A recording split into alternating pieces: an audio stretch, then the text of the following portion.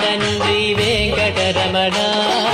తిరుమల తిరుపతి రమణ సంకటహరణ చరణ భక్తులను బ్రోచేటి తిరుమల రమణ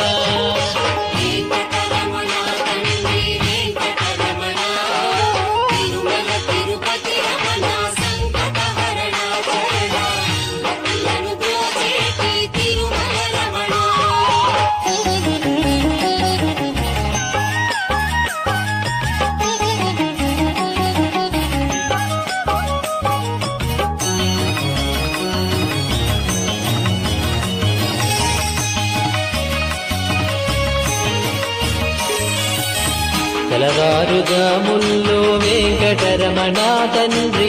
సుప్రభాతము చేసెను సురులే రమణ